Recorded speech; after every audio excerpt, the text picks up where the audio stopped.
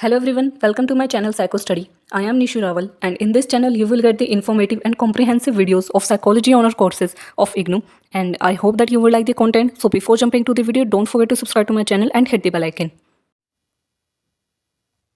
Hello everyone, welcome back to my channel. तो इस video में हम BPCC 110 की यूनिट 1 को स्टार्ट करेंगे। ठीक है, अप्लाइड सोशल साइकोलॉजी हम लोग स्टार्ट करने वाले हैं और इसकी फर्स्ट यूनिट को हम स्टार्ट करेंगे introduction to applied social psychology.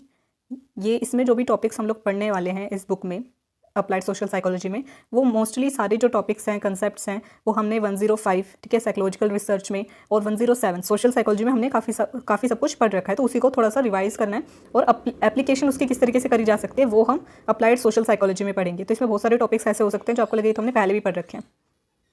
तो इसमें कंटेंट क्या है हमारे पास कि सबसे पहले तो हम पढ़ेंगे कि क्या डेफिनेशन होती है, क्या नेचर और क्या स्कोप है अप्लाइड सोशल साइकोलॉजी का। ठीक है, क्या डिफरेंस होता है सोशल साइकोलॉजी में और अप्लाइड सोशल साइकोलॉजी में। Applied social psychology as a science किस तरीके से हम लोग कंसीडर कर सकते हैं, और अप्लाइड सोशल साइकोलॉजी और सोशल पॉलिसी क्या है, और लेवल्स ऑफ एनालिसिस क्या क्या है इसमें हमारे पास। तो काफ़ी छोटा चैप्टर है और एग्जाम में ब्लॉक 1 ठीक है, कोई भी साइकोलॉजी की बुक है ठीक है, जितने भी कोड है आपके पास, ब्लॉक 1 सबका पूरा करके जाना है। चाहे ब्लॉक 1 में 1 यूनिट है या फिर 2 यूनिट्स हैं, आपको सारी करके जानी है, क्योंकि ब्लॉक 1 से हमेशा क्वेश्चंस आते ही आते हैं, 1 से 2 क्वेश्चन उसमें से आएंगे, तो आपके 10 to 20 मार्क्स उसमें से आने ही वाले हैं। तो ब्लॉक 1 ज़रूर करना है हर बुक का। तो स्टार्ट करते हैं। Definition, nature and scope of applied social psychology. सबसे पहले इसकी डेफिनेशन देखेंगे। तो अप्लाइड सोशल साइकोलॉजी क्या है? ब्रांच है सोशल साइकोलॉजी की। ठीक है, देखो सोशल साइकोलॉजी साइकोलॉजी की ब्रांच है और applied social psychology social psychology की ब्रांच है। और अप्लाइड सोशल साइकोलॉजी में हम लोग क्या करते हैं कि सोशल साइकोलॉजी में जो भी हमने थ्योरीज पढ़ी थी, ठीक है, जो भी प्रिंसिपल्स होते हैं सोशल साइकोलॉजी के, उनका हम लोग यूज़ करते हैं रियल लाइफ की जो भी रियल वर्ल्ड की जो भी प्रॉब्लम्स हैं डिफरेंट डिफरेंट फील्ड्स की, ठीक है, उन सबको एड्रेस करने के लिए। यानी कि सोशल साइकोलॉजी हमारी बुक हो गई जिसमें सारा थियोरिटिकल वर्क है, ठीक है, जिसमें सारी थ्योरीज है, प्रिंसिपल्स हैं, ठीक है, वो सब है, एक्सपेरिमेंट्स है। और अप्लाइड सोशल साइकोलॉजी में क्या करते हैं कि सोशल साइकोलॉजी की सारी थ्योरीज को उठाते हैं और रियल लाइफ की प्रॉब्लम्स को कैसे सोल्व करा जा सकता है, कैसे उनके लिए इंटरवेंशंस बनाई जा सकती हैं, ठीक है, उन प्रॉब्लम्स को किस तरीके से सोल्व करा जा सकता है, वो सब हम लोग अप्लाइड सोशल साइकोलॉजी में पढ़ते हैं। अप्लाइड सोशल साइकोलॉजी का मेन एम होता है understand how people relate, think, feel and influence each other. वही जो सोशल साइकोलॉजी में होता है वही सेम एम इसका भी होता है कि हमें यही समझना होता है। और इसकी एक ऑफिशियल जो डेफिनेशन है जो स्काइंडर एट एल 2012 में उन्होंने दी थी, social psychology can be defined as a science with an objective to comprehend how individuals relate, think, feel and influence each other. कि किस तरीके से हम दूसरे लोगों से इन्फ्लुएंस होते हैं, उनको फील करते हैं, ठीक है, उनको समझते हैं, उनसे रिलेट करते हैं, उनके बारे में सोचते हैं, उस सब की स्टडी को क्या कहा जाता है? Social psychology. और इसकी जितनी भी थ्योरीज की एप्लीकेशन होती है वो सब क्या है? अप्लाइड सोशल साइकोलॉजी में। तो ये थी डेफिनेशन अप्लाइड सोशल साइकोलॉजी की। अब हम इसका नेचर पढ़ते हैं। Nature of applied social psychology में है कि अप्लाइड सोशल साइकोलॉजी में मेन फोकस क्या होता है कि सोशल साइकोलॉजी के प्रिंसिपल्स का यूज़ करना रियल वर्ल्ड की प्रॉब्लम्स को एड्रेस करने के लिए। इसमें हम जो भी सोशल लाइफ की जितनी भी प्रॉब्लम्स होती हैं, प्रैक्टिकल इश्यूज होते हैं, उसको हम लोग सोल्व करते हैं। और किस तरीके से सोल्व करते हैं? थ्योरीज को, मेथड्स को या रिसर्च एविडेंसेस जो भी सोशल साइकोलॉजी में थी उन सबको अप्लाई करते हैं।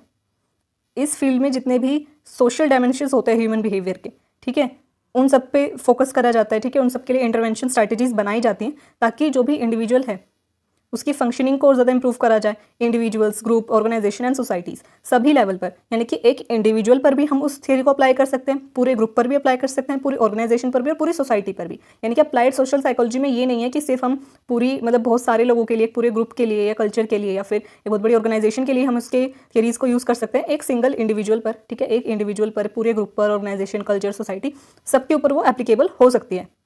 Applied social psychology is consider as a science. इसको साइंस क्यों कंसीडर करा जाता है? क्योंकि वही चीज़ है कि इसमें एम्पिरिकल मेथड का यूज़ करा जाता है। हम खुद की ऑब्जर्वेशन या फिर मुझे अपनी सब्जेक्टिविटी को नहीं डालते, इसमें बायसनेस नहीं होती है, एम्पिरिकल मेथड का यूज़ करा जाता है। ठीक है, टू इंटरप्रेट सोशल इशूज़ और इफेक्टिव सॉल्यूशंस उनके डेवलप हो सके उसके लिए एम्पिरिकल मेथड का यूज़ करा जाता है। इस वजह से इसे साइंस भी कंसीडर करा जाता है। इसमें हम लोग रिसर्च भी करते हैं। अप्लाइड सोशल साइकोलॉजी में भी रिसर्च होती है, प्रोग्राम्स को डिज़ाइन करा जाता है, इवैल्यूएशन करी जाती है, एडवोकेसी होती है और कंसल्टेशन भी करी जाती है। और इसका मेन गोल क्या होता है कि वर्ल्ड में एक पॉजिटिव चेंज लेकर के आना, ठीक है, सोशल प्रॉब्लम्स को एड्रेस करना सिस्टमैटिक और साइंटिफिक मैनर में। तो अप्लाइड सोशल साइकोलॉजी का गोल क्या है? एक पॉजिटिव चेंज लेकर के आना। और ये जो अप्रोच है is rooted in the belief that social issues have significant impact on human behaviour. कि जो भी सोशल इशूज़ होते हैं, ठीक है, सोसाइटी में अगर कोई प्रॉब्लम होती है उसकी वजह से एक सिंगल इंडिविजुअल की जो ह्यूमन बिहेवियर है उस पर भी काफ़ी ज़्यादा इंपैक्ट आता है, ठीक है, ग्रुप के ऊपर भी पूरा इंपैक्ट आता है। तो सोशल इशूज़ को एड्रेस करना काफ़ी इंपॉर्टेंट है and can be effectively addressed through application of social psychology principles, कि अगर एक सोशल इश्यूज़ हैं, ठीक है, जो भी सोशल इश्यूज़ हैं उनका ह्यूमन बिहेवियर पे काफ़ी ज़्यादा इंपैक्ट होता है, और उन सोशल इश्यूज़ को हम लोग एड्रेस कर सकते हैं, ठीक है, उनको रिजॉल्व कर सकते हैं किसकी मदद से, सोशल साइकोलॉजी के प्रिंसिपल्स को जब हम अप्लाई करते हैं उनकी वजह से। तो ये था नेचर। अभी तक हमने डेफिनेशन और नेचर पढ़ा अप्लाइड सोशल साइकोलॉजी का। आप अपनी तरफ से अगर कोई पॉइंट आपको लगता है कि आप ऐड ऑन कर सकते हैं इसमें, तो कर सकते हैं, उसमें कोई प्रॉब्लम नहीं है। अब है स्कोप, कि क्या स्कोप है, पढ़ेंगे कि क्या स्कोप है अप्लाइड सोशल साइकोलॉजी का, क्या क्या चीज़ें हम इसके अंदर पढ़ते हैं, ठीक है, कैसे क्या काम होता है, ठीक है, और कहाँ पर हम इसको कहाँ पर इसका एप्लीकेशन हो सकता है। तो जो अप्लाइड सोशल साइकोलॉजी है वो इंडिविजुअल, ग्रुप, ऑर्गेनाइजेशन और सोसाइटल लेवल पर अप्लाई हो सकती है। एक सिंगल इंडिविजुअल के लिए भी हम इसकी थ्योरीज को जो है एप्लीकेशन बना सकते हैं, एक सिंगल इंडिविजुअल के भी प्रॉब्लम को सॉल्व कर सकते हैं, पूरे ग्रुप, ऑर्गेनाइजेशन और सोसाइटी की भी। इसमें हम लोग रिसर्च करते हैं, प्रोग्राम डिज़ाइन करते हैं, इवैल्यूएशन करते हैं, कंसल्टेशन करते हैं और एडवोकेसी करते हैं। इसमें जो भी अप्लाइड सोशल साइकोलॉजी को हम डिफरेंट ठीक है, वेरियस जो फील्ड्स हैं वहाँ पर इसकी एप्लीकेशन हो सकती है। हर डिफरेंट सेक्टर के जो इश्यूज़ हैं, जैसे हेल्थ सेक्टर के, एजुकेशन, स्पोर्ट्स, वर्क, एनवायरनमेंट, जितने भी डिफरेंट फील्ड्स हैं, सबके इश्यूज़ को रिसोल्व करने के लिए अप्लाइड सोशल साइकोलॉजी का यूज़ करा जा सकता है। इसकी किससे प्रमोट करते हैं, जैसे हमने पहले पढ़ा कि इसमें मेन जो गोल होता है अप्लाइड सोशल साइकोलॉजी का वो एक पॉजिटिव चेंज लेकर के आना, और उसके लिए वो हम कैसे लेकर के आएंगे, एम्पिरिकल और सिस्टमैटिक अप्रोच का यूज़ करेंगे। अब जैसे हमने सोशल साइकोलॉजी में पढ़ा था कि सोशल साइकोलॉजी के फादर कौन है, फादर ऑफ सोशल साइकोलॉजी कौन है, कर्ट लेविन। तो वैसे ही हिस्टोरिकल जो कंट्रीब्यूशन रहा है वो कर्ट लेविन का और शेरिफ का रहा है, क्योंकि उन्होंने एक तो कन्फ्लिक्ट रेजोल्यूशन थ्योरी हमें दी थी, ठीक है, रिसर्च करी थी कन्फ्लिक्ट रेजोल्यूशन में। और कन्फ्लिक्ट रेजोल्यूशन का मतलब क्या है कि जो भी सोशल इशूज़ है उनको रिसोल्व करना, ठीक है, कोई भी कन्फ्लिक्ट है उसको रिजोल्व करना। तो उसके ऊपर इन्होंने काफ़ी रिसर्च करी थी और एक सेपरेट फील्ड एस्टेब्लिश करी थी 1970s में with journals and academic programs, यानी कि एक अलग सेपरेट फील्ड इसे बनाया था 1970s में। और जो अप्लाइड सोशल साइकोलॉजी उनका मेन एम्फेसिस था humanism, promoting respect, compassion and dignity, कि ह्यूमनिज्म और जो भी ह्यूमनिज्म की रिस्पेक्ट, कंपैशन और डिग्निटी को मेंटेन करा जाए, इस पे ज़्यादा इनका एम्फेसिस रहा है। अब यहाँ पे क्या है कि जो भी इंडिविजुअल्स हैं, ठीक है, encourages involving individuals in decision making specially on issues related to them, कि यहाँ पर सिर्फ हमने कोई थ्योरी बनाई है, ठीक है, उसको सीधा अप्लाई नहीं करेंगे, जिसके ऊपर अप्लाई करें, जिन लोगों के ऊपर अप्लाई करें, उनको भी कंट्रीब्यूशन उसमें लगेगा, ठीक है, उनसे भी चीज़ें पूछी जाएंगी, कंसल्ट करा जाएगा, डिसीजन मेकिंग में उन्हें भी इन्वॉल्व करा जाएगा, ताकि उन्हीं के जो प्रॉब्लम्स हैं वो रिसॉल्व हो सके। इस वजह से अप्लाइड सोशल साइकोलॉजी क्या है, एक इंडिविजुअल लेवल पे भी अप्लाई हो सकती है। जिस ग्रुप को हम लोग इन्वॉल्व करें उस ग्रुप का भी डिसीजन मेकिंग में रोल प्ले रहेगा। ये नहीं कि जो भी रिसर्चर्स हैं वो अपने आप को समझे कि भाई हमें ज़्यादा नॉलेज है तो हमने एक थ्योरी बना दी है, कोई भी इंटरवेंशन टेक्निक बना दी और वो सीधा पार्टिसिपेंट्स अप्लाई कर दो, ऐसा इतना नहीं होता इसमें। Applied social psychology includes various applications like understanding social issues, developing intervention strategies and evaluating their effectiveness. कि applied social psychology में बहुत सारी चीज़ें होती हैं कि हम पहले इशू को समझेंगे भी कि प्रॉब्लम क्या है, फिर जब प्रॉब्लम समझ में आ गई फिर हम उसके लिए इंटरवेंशन स्ट्रैटेजीज बनेंगे कि कैसे वो ठीक हो सकती है, क्या तरीके हो सकते हैं जिसके थ्रू वो ठीक हो सकते हैं। फिर लास्ट में हम इवेल्युएट करेंगे कि कितना अच्छा हमने इंटरवेंशन बनाया था और उसकी वजह से कितना फ़ायदा हो रहा है। It find application in field like health, education, sports, work, environment and social media की अलग अलग फील्ड में इसको अप्लाई करा जा सकता है। और इसका मेन एम क्या है, एक पॉजिटिव चेंज लेकर के आना by addressing the social dimension of issues, क्योंकि हम सोशल साइकोलॉजी की बात करें और सोशल साइकोलॉजी की फील्ड है अप्लाइड सोशल साइकोलॉजी, जहाँ पर मेनली एप्लीकेशन होती है। तो जितने भी इशूज़, जो भी प्रॉब्लम्स हैं, अगर उसमें कोई भी सोशल डायमेंशन है तो उसको एड्रेस करने के लिए हम अप्लाइड सोशल साइकोलॉजी का यूज़ कर सकते हैं। अगर कोई बायोलॉजिकल एस्पेक्ट है तो वहाँ पर तो हम जो बायो साइकोलॉजी का यूज़ कर सकते हैं, बट जो भी सोशल डायमेंशन है किसी भी इशू का उसे हम चेंज कर सकते हैं, उसका एड्रेस कर सकते हैं with the help of applied social psychology. तो ये हमने पढ़ी definition, nature and scope of applied social psychology. और ये क्वेश्चन भी काफ़ी ज़्यादा इंपॉर्टेंट है, एग्जाम में पूरा क्वेश्चन आ सकता है कि आपको डेफिनेशन, नेचर और स्कोप तीनों लिखने पड़े 10 मार्क में। अब नेक्स्ट जो इसमें हमारा टॉपिक आ जाता है वो है काफ़ी बेसिक सिंपल सा टॉपिक, हमें सोशल साइकोलॉजी और अप्लाइड सोशल साइकोलॉजी में डिफ्रेंशिएट करना है। तो इसके लिए एक टेबल है यहाँ पे सोशल साइकोलॉजी और अप्लाइड सोशल साइकोलॉजी में हमें डिफरेंशिएट करना है। सबसे पहले डिस्क्रिप्शन कि सोशल साइकोलॉजी क्या है वो हमें डिफाइन करके लिखना है, अप्लाइड सोशल साइकोलॉजी क्या है वो डिफाइन करना है। सोशल साइकोलॉजी क्या होती है, focus on human behaviour in social context, कि हम सोशल कॉन्टेक्स्ट में क्या ह्यूमन बिहेवियर है, किस तरीके से वो आपस में रिलेट करते हैं, इन्फ्लुएंस करते हैं एक दूसरे को, उसके बारे में हम स्टडी करते हैं। अप्लाइड सोशल साइकोलॉजी क्या है, applies principles of social psychology to various fields, कि सोशल साइकोलॉजी के ही प्रिंसिपल्स को उठा करके हम जब अप्लाई करते हैं उसे हम अप्लाइड सोशल साइकोलॉजी बोलते हैं डिफरेंट फील्ड्स में। फिर कौन किसकी ब्रांच है, देखो सोशल साइकोलॉजी ब्रांच है साइकोलॉजी की और अप्लाइड सोशल साइकोलॉजी ब्रांच है सोशल साइकोलॉजी की। इससे भी आपको काफ़ी डिफरेंशिएट करने में मदद मिलेगी कि अप्लाइड सोशल साइकोलॉजी और सोशल साइकोलॉजी में क्या डिफरेंस होता है। अब इनका फोकस किस पे होता है, सोशल साइकोलॉजी का मेन फोकस होता है थ्योरीज पर, जबकि अप्लाइड सोशल साइकोलॉजी का मेन फोकस होता है understanding and resolving social problems and issues, ये मेन फोकस होता है। अप्रोच क्या होती है सोशल साइकोलॉजी में? डिडक्टिव अप्रोच, यानी कि ऊपर से नीचे हम आ रहे हैं, ठीक है, डिडक्टिव अप्रोच होती है। Testing theories to understand behaviour, कि हमने जो थेरीज बनाए उनको टेस्ट करते हैं बिहेवियर को समझने के लिए। जबकि अप्लाइड सोशल साइकोलॉजी में कहता है developing new theories to explain social issues, वो इंडक्टिव अप्रोच होती है।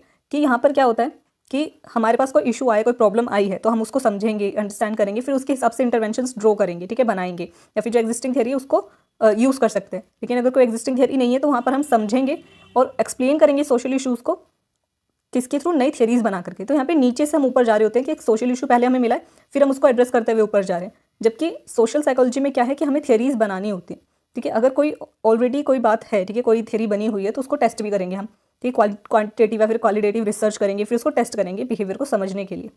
तो सोशल साइकोलॉजी में मेन फोकस होता है थेरीज के ऊपर कि हमें थेरीज बिल्ड करनी है। प्रॉब्लम सॉल्विंग का जब काम आता है वो अप्लाइड सोशल साइकोलॉजी में चली जाती है। तो ये था डिफरेंस अप्लाइड सोशल साइकोलॉजी में और सोशल साइकोलॉजी में। अब इसमें हमारा नेक्स्ट टॉपिक आ जाता है applied social psychology as a science. अब इसमें topic applied social psychology as a science हम कैसे कंसीडर कर सकते हैं। सबसे पहले जैसे हमने पहले पढ़ा था कि इसमें एम्पिरिकल मेथड का यूज़ होता है, ठीक है, सिस्टमैटिक होती है अप्लाइड सोशल साइकोलॉजी, इसमें एम्पिरिकल मेथड्स का यूज़ करा जाता है, साइंटिफिक कोर वैल्यूज़ का यूज़ करा जाता है। कौन कौन सी कोर वैल्यूज़ का इसमें यूज़ करा जाता है? Accuracy, objectivity, scepticism, open mindedness, ethics, ठीक है। तो ये कुछ वैल्यूज़ हैं जो इसमें यूज़ करी जाती हैं साइंस की, ठीक है, साइंटिफिक वैल्यूज़ की। एक्यूरेसी होनी चाहिए कि जो भी इन्फॉर्मेशन है उसको अच्छे से, या फिर जो भी मेजरमेंट है वो इतनी प्रिसाइजली होती है कि उसमें एरर नहीं आने चाहिए। तब जाकर के हम उसे साइंस कहेंगे कि उसमें जो भी हम इन्फॉर्मेशन ले रहे हैं वो सही तरीके से कलेक्ट हो, सही तरीके से मेजर हो, ताकि एक्यूरेसी बनी रहे, एक्यूरेट हो हमारे रिजल्ट्स। ऑब्जेक्टिविटी होनी चाहिए, हर साइंस में होता ही है कि हम अपनी मर्जी से कुछ भी बात नहीं लिख देंगे, हमारे पास प्रूफ होना चाहिए। ऑब्जेक्टिव होनी चाहिए हमारी रिसर्चेज, हमारी पूरी प्रोसेसेस, ठीक है, पूरी जो प्रोसेस है ऑफ टेस्टिंग थेरीज वो और collecting data free from personal biases and subjectivity, कि हमारे खुद के बायसेस और सब्जेक्टिविटी उसमें नहीं आनी चाहिए। तब जाकर के हम उसे ऑब्जेक्टिव मानेंगे और उसे साइंस कंसीडर करा जाएगा। स्केप्टिसिज्म की क्वेश्चनिंग होनी चाहिए कि आपने का कोई भी रिजल्ट आया है, ठीक है, उसको तुरंत एक्सेप्ट नहीं करना है, उसको लेकर के क्वेश्चंस करने के ऐसा अच्छा ये रिजल्ट आया तो क्यों आया है, उसको वेरीफाई करना है, ठीक है। तो वहाँ पे स्केप्टिसिज्म होना चाहिए।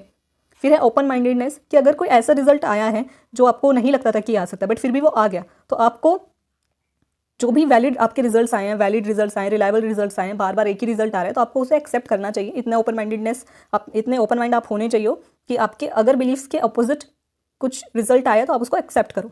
फिर एथिक्स, कि पूरी जो भी रिसर्च आप कर रहे हो या फिर कुछ भी आप सोशल साइकोलॉजी में थेरीज बना रहे हो या फिर कोई भी प्रॉब्लम सॉल्व कर रहे हो, उसमें एथिकल स्टैंडर्ड्स को फॉलो करना, ठीक है, उनको अडियर करना, उनका पालन करना बहुत ज़्यादा ज़रूरी है। तो ये जब कोर वैल्यूज़ को आप यूज़ करते हो, ठीक है, सिस्टमैटिक और एम्पिरिकल मेथड का यूज़ कर रहे हो, और इन कोर वैल्यूज़ का, साइंटिफिक वैल्यूज़ का आप जो है यूज़ कर रहे हो, तब जाकर के आपकी जो भी आप इसकी वजह से आप जो है अप्लाइड सोशल साइकोलॉजी को एज अ साइंस कंसीडर कर सकते हैं। अब साइंस के कुछ मेन गोल्स होते हैं जो कि अप्लाइड सोशल साइकोलॉजी में भी यूज़ करे जाते हैं, यानी कि ये भी अप्लाइड सोशल साइकोलॉजी के ही गोल्स माने जाएंगे, जैसे description, prediction, determining causality, explanation and control. ये हमने पहले भी पढ़े हैं 105 में, आप इनको ऊपर नीचे लिख सकते हो कि आपका डिस्क्रिप्शन होता है, ठीक है, फिर एक्सप्लेनेशन होता है, फिर प्रेडिक्शन होती है, ठीक है, फिर आप कंट्रोल करते हो, और यहाँ पे क्या है कि आप डिटरमाइनिंग कॉजालिटी, जब हम रिसर्च की बात करते हैं तो वहाँ पर एप्लीकेशन या फिर जनरलाइजेबिलिटी आ जाता है, लेकिन यहाँ पर हम अप्लाइड सोशल साइकोलॉजी के गोल्स की बात करें तो यहाँ पर हम कॉजालिटी देखेंगे कि यानी कि कोज एंड इफेक्ट रिलेशनशिप इसमें होता है। डिस्क्रिप्शन क्या है, अगर हम लाइन वाइज देखें तो गोल्स को, डिस्क्रिप्शन क्या है कि आपको डिस्क्राइब करना होता है कि क्या प्रॉब्लम का नेचर है, क्या फ्रीक्वेंसी है, ठीक है, किस तरीके की प्रॉब्लम है या फिनोमेना है, उसको आप डिस्क्राइब करते हो, तो वो डिस्क्रिप्शन में आ गया, ठीक है। फिर एक्सप्लेनेशन में क्या होता है कि आप पूरे फिनोमेना की, ठीक है, पूरी जो भी प्रॉब्लम है, इशूज़ का वाई फैक्टर बताते हो कि अच्छा ऐसा हुआ है, क्यों हुआ है। फिर आप प्रिडिक्शन करते हो कि क्या क्या फैक्टर्स हो सकते हैं जिसकी वजह से ऐसा हुआ का, ठीक है, क्या क्या प्रीसीडिंग फैक्टर्स थे जिनकी वजह से आज ये फिनोमेना है, फिर ये इवेंट या ये इशू ओकर हुआ है। फिर इसमें डिटरमाइनिंग कॉजालिटी, कि cause and effect relationship establish करते हैं हम इसमें कि अच्छा ये दो वेरिएबल्स हैं जिनके बीच में रिलेशनशिप है, वो कॉजालिटी को हम इसमें एस्टैब्लिश करते हैं। फिर कंट्रोल, कि किस तरीके से इस फिनोमेना का, इस इशू को रिसॉल्व करा जा सकता है, हम इसमें रिसर्च करते हैं कि किस तरीके से मैनिपुलेट कर सकते हैं हम लोग, या फिर किस तरीके से हम इसे प्रॉब्लम को ठीक कर सकते हैं। तो ये कुछ गोल्स होते हैं अप्लाइड सोशल साइकोलॉजी के, साइंस के गोल्स होते हैं जो कि अप्लाइड सोशल साइकोलॉजी में यूज़ करे जाते हैं।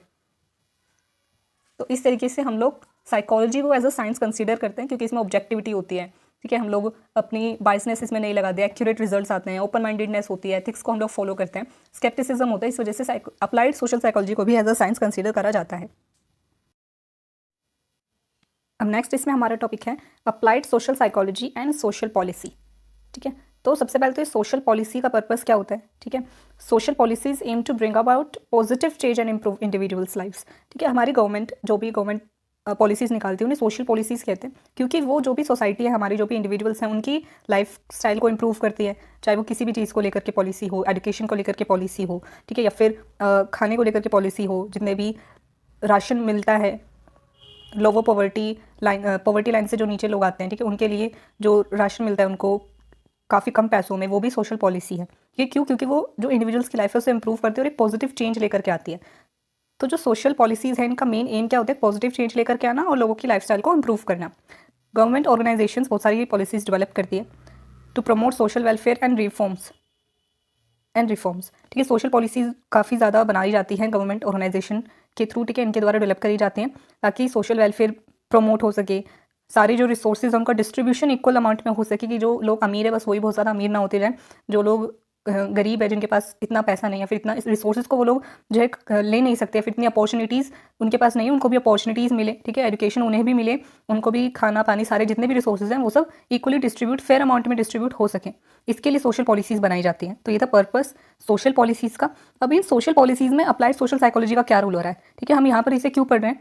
क्योंकि जब भी सोशल पॉलिसीज़ बनाई जा रही है, सबसे पहले तो हमें सोशल पॉलिसी अगर बनानी है तो सबसे पहले हमें इशू पता होना चाहिए कि किस इशू को हम लोग एड्रेस करने वाले हैं, किस चीज़ के लिए हम सोशल पॉलिसी बनाएंगे। तो उसको समझने के लिए, ठीक है, किसी भी सोशल इशू को समझने के लिए, ठीक है, उसके लिए सूटेबल इंटरवेंशन समझने के लिए, बनाने के लिए, डेवलप करने के लिए, स्ट्रैटेजी डेवलप करने के लिए अप्लाइड सोशल साइकोलॉजी का यूज़ करा जा सकता है।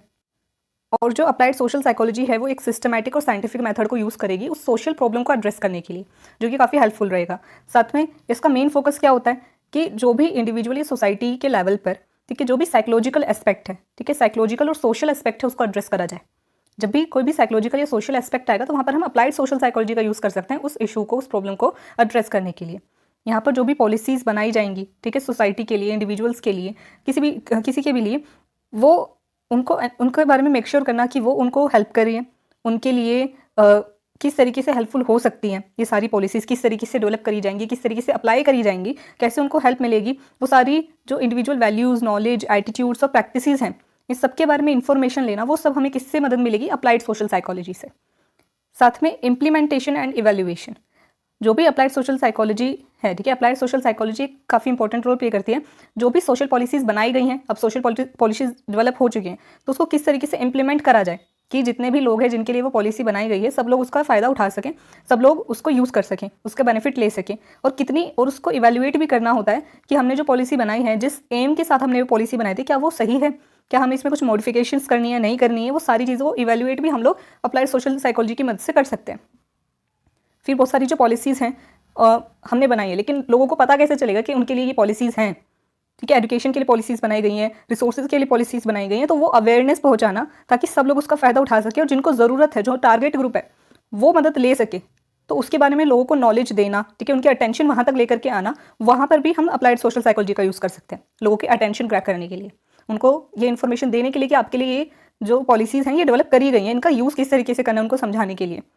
Effectiveness of policies is assessed using scientific methods to ensure they achieve their goals. अब जो भी हमने पॉलिसीज़ बनाई हैं, हमें कैसे पता चलेगा कि इस पॉलिसीज़ से, जो भी पॉलिसी बनाई गई है, इसकी वजह से कोई फ़ायदा हुआ भी है कि नहीं हुआ है? तो वो इफेक्टिवनेस जज करने के लिए, पता करने के लिए, उसे असेस करने के लिए भी हम लोग साइंटिफिक मेथड्स का यूज़ कर सकते हैं। वो साइंटिफिक मेथड्स जो अप्लाइड सोशल साइकोलॉजी में यूज़ करे जाते हैं, ताकि हमने जो गोल अचीव कर लिया है इसके बारे में हमें पता चले। जो भी अप्लाइड सोशल साइकोलॉजिस्ट होते हैं, consider any negative outcomes and work to improve intervention strategies. अब जो अप्लाइड सोशल साइकोलॉजिस्ट हैं, ठीक है, वो लोग पहले से ध्यान में रखेंगे, पहले से कंसीडर करके रखेंगे कि जो भी पॉलिसीज़ बनाई गई हैं इसके कुछ नेगेटिव आउटकम्स भी आ सकते हैं। क्या नेगेटिव आउटकम्स आ सकते हैं, ठीक है, उनको किस तरीके से हम लोग जो है हटा सकते हैं, कैसे उनको मेक श्योर कर सकते हैं कि वो नेगेटिव चेंजेस ना आए, और अगर आए तो उसको हम कैसे एलिमिनेट कर सकते हैं। तो ये चीज़ भी यहाँ पर भी अप्लाइड सोशल साइकोलॉजी हमें हेल्प कर सकती है, वो साइकोलॉजिस्ट हमें हेल्प कर सकते हैं। तो ये रोल है। और सोशल पॉलिसीज़ किस लिए बनाई जाती हैं? एक पॉजिटिव चेंज एक पॉजिटिव चेंज लाने के लिए और लाइफस्टाइल इंप्रूव करने के लिए इंडिविजुअल्स का, ठीक है, यानी कि सोसाइटी की मदद के लिए होती है। और वही चीज़ हमने अप्लाइड सोशल साइकोलॉजी के लिए भी पढ़ी कि इसका भी मेन गोल क्या होता है? पॉजिटिव चेंज लेकर के आना और इंडिविजुअल्स की लाइफस्टाइल को इंप्रूव करना, सोशल वर्ल्ड की जो भी प्रॉब्लम्स हैं उसको इंप्रूव करना। तो दोनों का जो एम है, जो गोल है, वो सेम है। इस वजह से हम अप्लाइड सोशल साइकोलॉजी का और सोशल पॉलिसी को इधर पढ़ रहे हैं। और क्या इनका रोल है, ठीक है, क्या इनका पर्पस है, वो सब हमने पढ़ा। अब लास्ट जो इसमें टॉपिक है इस यूनिट का वो है levels of analysis in social psychology. काफ़ी इजी चीज़ है, हमने काफ़ी बार इस चीज़ को पढ़ा भी अभी ऊपर, कि जो भी अप्लाइड सोशल साइकोलॉजी है उनकी वो किस किस लेवल पर हम उसकी एनालिसिस करते हैं, कहाँ कहाँ पर इसकी एप्लीकेशन हो सकती है, एक तरीके से हमें ये समझना है। अब जो भी इंडिविजुअल बिहेवियर है वो पूरे सोशल सराउंडिंग को इन्फ्लुएंस करता है, ठीक है। एक इंडिविजुअल भी पूरे सराउंडिंग को इन्फ्लुएंस करता है कि अगर कोई एक इंसान था, ठीक है, कोई एक पर्सन है जिसने कोई बहुत बड़ा क्राइम कर दिया, ठीक है, कुछ भी वो हो सकता है, तो उसकी वजह से हम सब पर, हमारे आसपास के सब लोगों के ऊपर उसका इम्पैक्ट आता है। उसने कुछ गलत करा है, जिसके साथ गलत करा है उसके ऊपर तो इन्फ्लुएंस आएगा ही, बट जो हम लोग हैं जो उस न्यूज़ को भी सुनते हैं, अगर हमने टीवी पर भी कोई, टेलीविजन पर कोई न्यूज़ भी सुनी है, उसकी वजह से भी हमारी हमको भी मेंटल हेल्थ इश्यूज़ हो जाते हैं, हमको भी प्रॉब्लम होती है। तो एक पर्सन का बिहेवियर सबको इन्फ्लुएंस करता है, सोशल सराउंडिंग्स को, कंडीशंस को इन्फ्लुएंस कर सकता है। तो इंडिविजुअल लेवल पर भी, साथ में ग्रुप लेवल पर, ऑर्गेनाइजेशन लेवल पर, कम्युनिटी लेवल पर और सोसाइटल और कल्चरल लेवल पर, ये 5 लेवल्स इसमें बताए गए हैं। इंटरपर्सनल यानी कि influence of significant others in one's life, कि किसी दूसरे का कि किसी सिग्निफिकेंट अदर्स यानी कि पेरेंट्स का या फिर टीचर्स का या फिर जो भी हमारे आसपास के सिग्निफिकेंट लोग होते हैं हमारे आसपास, ठीक है, उनका इन्फ्लुएंस हमारी पर्सनल लाइफ पर कैसे होता है। ग्रुप लेवल पर कि एक पूरे ग्रुप के जो नॉर्म्स बनाए गए हैं, बिहेवियर्स बनाए गए हैं, उसका किसी इंडिविजुअल पर क्या इफेक्ट होता है। ऑर्गेनाइजेशनल लेवल पर कि पूरी जो ऑर्गेनाइजेशनल स्ट्रक्चर है, ठीक है, जो कम्युनिकेशन पैटर्न्स है, इन सबका इंडिविजुअल्स पर या फिर एक दूसरे पर क्या इफेक्ट होता है। कम्युनिटी लेवल पर कि एक पूरी कम्युनिटी, ठीक है, कैसे वो बनी है, क्या उसका डेमोग्राफिक जितनी भी इंफॉर्मेशन है और उसकी एथनिसिटी, सब चीज़ें, पूरी कम्युनिटी किस तरीके से इन्फ्लुएंस करती है बिहेवियर को, वो सब भी इसमें पढ़ा जाता है। सोसाइटल और कल्चरल लेवल पर influence of societal and cultural norms and values, वो भी किस तरीके से अफेक्ट करते हैं या शेप करते हैं हमारे बिहेवियर को, जैसे एक इंडिविजुअल के बिहेवियर को या फिर दूसरे लोगों के बिहेवियर को कैसे इन्फ्लुएंस करते हैं, रिलेट करते हैं, उनके बारे में सोचते हैं। तो इन सब लेवल्स पर, इन 5 लेवल पर हम लोग अप्लाइड सोशल साइकोलॉजी को समझते हैं, पढ़ते हैं। In applied social psychology, identifying the relevant levels of analysis helps develop the suitable intervention strategies to address social issues effectively. कि हमें अगर ये पता होगा कि हमें किस लेवल पर काम करना है, कि हमें सिर्फ और सिर्फ इंटरपर्सनल लेवल पर काम करना है, ठीक है, या फिर ग्रुप लेवल पर या ऑर्गेनाइजेशनल, कम्युनिटी, सोशल, कल्चरल, क्या लेवल है उस प्रॉब्लम का, उसके बेसिस पर, ठीक है, उसके अकॉर्डिंग मैं अपनी इंटरवेंशन स्ट्रैटेजी बनाऊंगी कि मुझे सिर्फ एक इंडिविजुअल के लिए कुछ करना है, या 1 से 2 के लिए करना है, या एक ग्रुप के लिए करना है, या एक पूरी कम्युनिटी के लिए करना है, या सिर्फ एक कोई कंपनी है, कोई ऑर्गेनाइजेशन उसके लिए करना है। जब मुझे ये चीज़ पता होगी कि क्या क्या लेवल है, तो उसके हिसाब से मैं अपनी इंटरवेंशन स्ट्रैटेजीज बनाऊंगी और उसको अप्लाई करूंगी, तब जाकर के मेरी कोई इशू होगा, मेरा कोई प्रॉब्लम होगी तो वो रिजॉल्व हो सकती है। तो हमने लेवल्स ऑफ एनालिसिस पढ़े और आपको यही लेवल्स लिखने हैं, आप इनको ऊपर नीचे लिख सकते हो, कोई इनकी फर्स्ट लेटर टेक्निक का यूज़ कर सकते हो, कोई स्टोरी बना सकते हो, ठीक है, किसी एक इंडिविजुअल को या फिर खुद को इमेजिन कर सकते हो अलग अलग लेवल्स पर, इस तरीके से अपने लेवल्स को याद कर सकते हो, या फिर कोई भी टॉपिक है उसको याद कर सकते हो। तो आज की वीडियो में इतना ही। आज हमने अपना पूरी जो यूनिट थी, unit 1 BPCC 110 applied social psychology की, जिसमें हमने इंट्रोडक्शन पढ़ा अप्लाइड सोशल साइकोलॉजी का, वो हमने पूरा कवर कर लिया है। सारी डेफिनेशन, नेचर, इसका स्कोप हमने कवर कर लिया, क्या डिफरेंस होता है सोशल साइकोलॉजी में, अप्लाइड सोशल साइकोलॉजी में, वो हमने कवर कर लिया। इसको साइंस कैसे कंसिडर करा जा सकता है, और अप्लाइड सोशल साइकोलॉजी का सोशल पॉलिसीज़ में क्या रोल है, का इंपॉर्टेंस है, और क्या लेवल्स ऑफ एनालिसिस होते हैं, ये सब हमने कवर कर लिया है। तो आज की वीडियो में इतना ही। आई होप कि वीडियो आपको अच्छी लगी हो, सारी चीज़ अच्छे से समझ में आई हो। अगर कोई भी क्वेरी रह जाती है कमेंट सेक्शन में जरूर लिख करके बताएं। और इस वीडियो की और इस यूनिट की जो PDF है वो आपको टेलीग्राम से मिल जाएगी, तो आप टेलीग्राम पर जाकर के सर्च करके टेलीग्राम पर आप ले सकते हैं। और अगर कोई भी क्वेरी आप कमेंट सेक्शन में लिख करके बता सकते हैं। और प्लीज़ वीडियो अच्छी लगी तो वीडियो को लाइक कर देना, ज़्यादा से ज़्यादा शेयर करना, और चैनल को सब्सक्राइब करना बिल्कुल मत भूलना, और कमेंट सेक्शन में अपना फीडबैक ज़रूर देना, उससे बहुत मोटिवेशन मिलती है। तो मिलते हैं नेक्स्ट वीडियो में।